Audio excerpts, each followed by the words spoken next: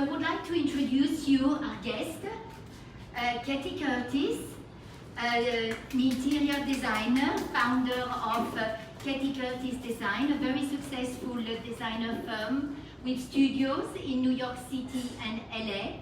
And I would say someone to watch because of her eye for sustainability. Then Harry Heisman, our client-centric designer, and Harry is the founder of Harry Heisman Inc. in 2009, but is in New York from Munich since 1995. So I think he has seen it all, and his opinion on the changes in the market I think will be very valuable. Then we have Gabor Yuvari. Gabor is the co-founder of Artorigo, a European, an international selling platform. And Gabor comes from a European traditional antique family, and he has transfixed his vision of the design, of the actual design market into Artorigo, one of the first selling platforms to allow the users to put up videos to sell products, and also to designers to put up videos about their work in order to promote their vision. And then we have Chris Ochoa, last but not least. And Chris is the co-founder of Flagship. Flagship is a digital platform that transforms brick and mortar retail space like ours in interactive experiences by walkthrough with three-dimensional walkthrough. So you can go on our website and you can experience this on our homepage right from your mobile. And you have also an example there on the screen. I would like also to introduce myself. I'm Fabienne Kosulic, and the director of Kosulic Interiors and Antiques. We are thank you. Thank you. We are a European family business. My daughter Sarah, you can see her over there and on the screen, and my husband Franco, who is the founder. Where is Franco? Franco, the founder in 1982, and Sarah manages our other location, Upper East, while we have also this location here where we have introduced a contemporary customizable collection. So now I'm very excited because this subject is quite important for us, for retailers, because of all the changes in the market. We are a little bit worried about the future of brick and mortars. So that's why we have questions for you. And maybe I'll begin with Katie. Katie, the consumer behavior has changed dramatically in the last 10 years. And customers now possess so many digital technology to make decisions, like numerous selling platforms, price comparison tools, and not to mention the power of social media, and they are constantly bombarded with images. Now, what are the impact of these changes on your market as a designer, and hence on your work and the way that you are doing business now? So I think that consumers are not only bombarded, but we as designers are bombarded as well. There's a million different platforms for us to find our information on, and I think that our clients are looking to us to weed through that information and really be the curators of what they should be purchasing and where they should be purchasing it from. I don't know if any of you in the audience attended the Future of Home conference this week, but it was really, really incredible talking about digital technology, and I'm finding that as I get older, I have a lot of younger clients, and we have a lot of young clients right now, and I'm going to use the M word, the millennial clients. And one thing that they said at Future of Home was that the millennial client is looking for an experience. And I never really shopped with clients. I brought the cut sheets and the presentations to them and didn't really bring them out and about. And I'm starting to, I guess, go backwards and do that again and bring clients so that they're part of the experience. They see and feel and touch things. They meet the creators. They understand where something comes from, because we're hearing that's what people want now. There's so much bombardment online, and to make that human connection is really important to the next generation of our client, I think. So images, but then really in the end it's the experience. That's what we're told, and I think that in my own practice that's true. The more I bring the clients to the makers, and they see, what a $50,000 rug is against something they could get at a retail store, then they make the choice and they're in control. But seeing is believing, and maybe Gabor can prove me wrong, but I think that the only way to do that is in person. Okay.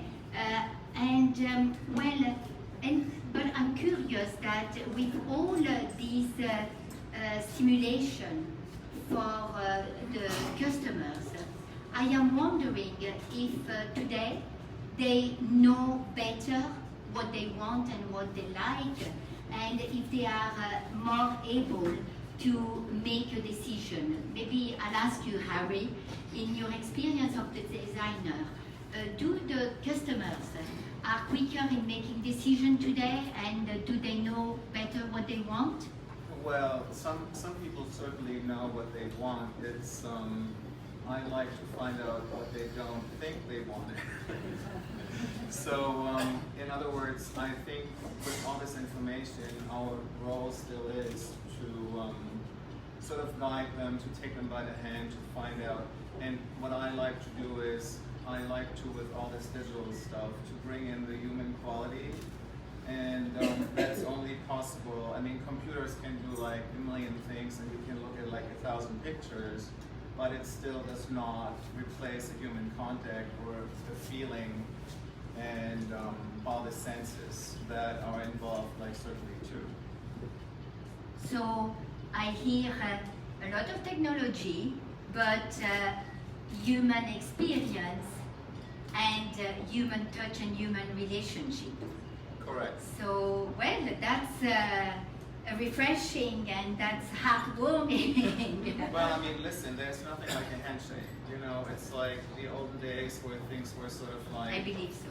signed by a handshake, and I believe in that. I believe that you can't do these things on a computer or a digital platform. You can start, but then the final decision needs to be done in person. So Chris, what is your opinion? You as a technician, and you have created for us this beautiful experience of 3D walk through our space. So from the comfort of our seats, it's like if we were walking in the space. So in a way, we don't need the actual physical experience to see our product. So what do you think will be the future from a technical point of view of retailers, and maybe also for the interior designers? Sure, great question. Our process of digitizing these spaces essentially is just an extension of what Katie and Harry just talked about. What inspires us is trying to create human emotion in a digital format. We look at these beautiful showrooms. Unfortunately, they're only available to people that are local. These are relatively low-performing assets when you look at it from a large scale. And so, if you grew up in New Mexico, you really can't experience this. So the best way for us to do that is to digitize it and use a lot of behavioral science and use a lot of emotion to recreate what people see. So using colors and thoughts and personalization, we try to create a real connection with people, and that luckily can then be translated and shared with the designers and with the showrooms and brands, and we can tell them exactly what people are looking at most, and we can create data. Data is the new oil. This is a lot of rich content, and so we can guide and hopefully create a conversation. But what do you think will be the future of brick and mortars? Do you see a future for those spaces? The future of brick and mortar will just continue to be focused more around experience. And you look at companies that do that a little bit more innovatively. I talked to my partners in Silicon Valley, venture capitalists. Some of the things that showrooms are investing in most are liquor licenses. And you see coffee bars and things like that. So these other column levers of personal emotion experience that you can create, anything that essentially can imprint on your mind, and there's a lot of behavioral science tricks that we use to do just that. That's the future. If you can think out of the box and create a better connection with your customer, then those are the showrooms that will continue to rise and be more prominent. So maybe I should get a legal license then. Get a liquor license. These are the connections. This is what we like as humans, and biologically we can't break because it's in our code, and so we just essentially enhance it. But I like that.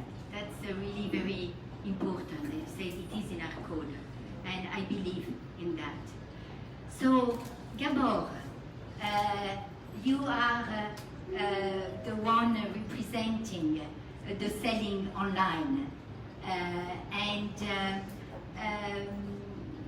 from your point of view also, what is the future of brick and mortar? Because we see all these selling platforms multiplying, and as a retailer and as interior designer also, we don't know where to go anymore because there's so much choice. So tell me what you think. Good afternoon, everybody.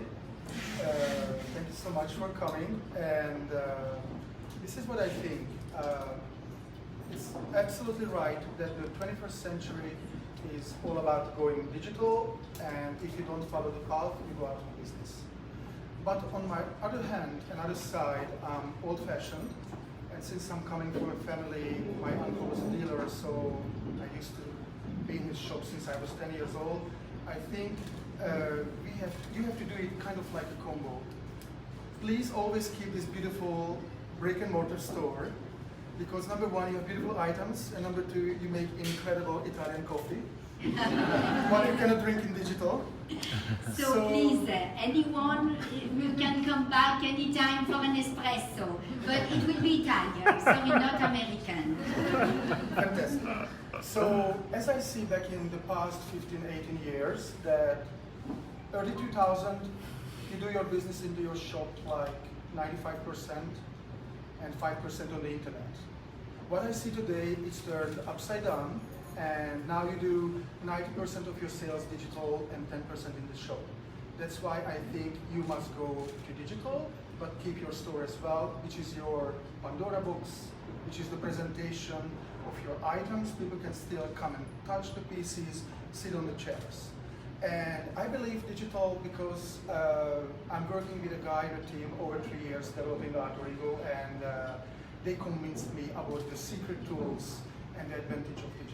And I certainly believe that the 21st century tool to sell art and design and luxury goods is video.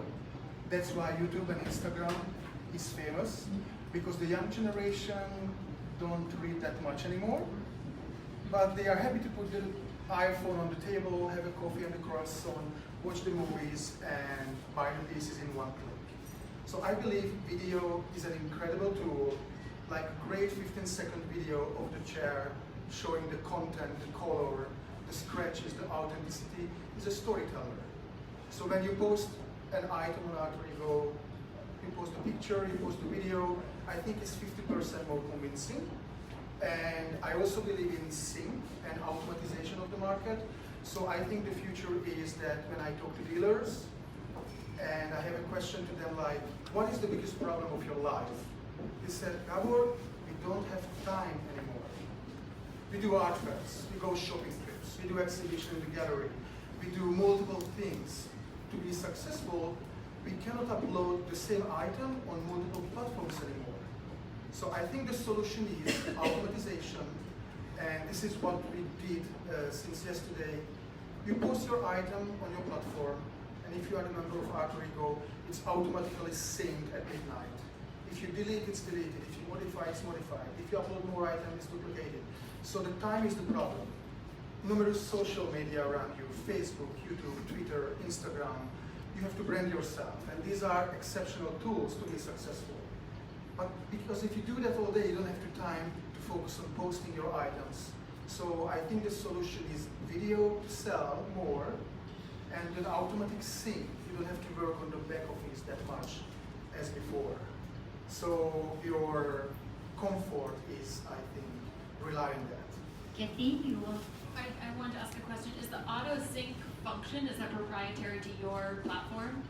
Yes, because 3 years ago I was analyzing the market to see the big guys like Artsy or Artnet and big platforms, and I was comparing like 5 to 10 platforms, and I saw like all the platforms sort of like the same cliche.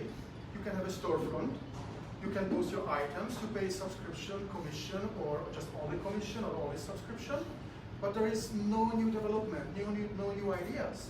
So I told my wife Beatrix, she's there, and she's the co-founder of the company, and the look and the face and the design behind Artorigo, that if we go on board to get a piece of the cake of the luxury design market, we have to do something totally different. So we invented a video software behind the company, like on Instagram. You can shoot, post, and sell, uploading an item in about a minute, uploading a video about your products, your workshop, like your people bending metal, polishing furniture, in about a minute. And that's why we are different like the other guys, that you can upload unlimited pictures of products and your events and projects and every story you want to share in the market. So it's a platform also very useful for interior designers to promote their projects. Yes, you are right, because we started a year ago with shy 10 galleries in Europe. Now we have 50 vetted, incredible top-tier galleries from London to Paris, from Vienna to New York, from the North Pole to the South, posting items and sharing videos. But our next idea is, in a couple of months, we would love to open the possibility for interior designers to advertise their upcoming and current projects, restoring a lake house, a restaurant, a hotel in videos. It's really helpful for the market, because if you share videos about your project, our dealers can supply you with inventory, contacting you, because they say like, I'm refining a home at the Lake of Geneva in Rococo style, but I'm looking for contemporary painting. And you show the room, it's like set up, floor to the ceiling, it's almost done, we still need art. So dealers can contact you directly to supply, because they see what you do. And on the other hand, if you are a manufacturer or you have your own finishing line, lamps or cushions or pillows, we would love to open a section for designers and manufacturers to show their products on Artorigo as well. Because more and more individual people shopping online, not like 10 years ago, and we have to teach them, we have to educate them what to buy, how to spend it. And we try to be like a small Maserati club of art and design with Artorigo, so it's strictly by invitation, and brick and mortar, what you said, you're going back on a field, that I believe in that, because a dealer cannot be a member of Artorigo until Trixie and I visit them by person, because this is one of the most important vetting process on Artorigo. You can send me 15 great pictures, like I have a Charlotte Perrier table, a Gio Ponti mirror, a Paolo Buffa credenza. I want to be a member of Artorigo, great. But I want to travel to you, see your location, discover your storefront. I want to make sure that you have these items, because I learned my lesson. Well, I accepted so somebody, that's they didn't have items. That's for me sounds a lot about trust as well. Trust so is you important. are founding also Artorigo on a very transparent system, Yes. but also a system that has all the cards for people to trust it and to be very confident of the solidity of it. Yes, you are right, because shopping on the internet is risky, and we have to make sure that when you shop on Alter Ego, it's based on trust between the dealers and their inventory and their knowledge and expertise.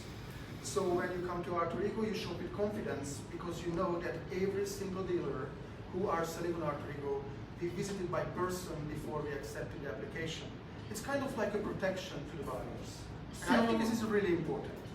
And from what I've heard, and I'm quite happy, and the reason why I invited different persons with different backgrounds, it's, well, first of all, because I care a lot about interior designers, and we want to support you, and we want to make things more and more easy for you.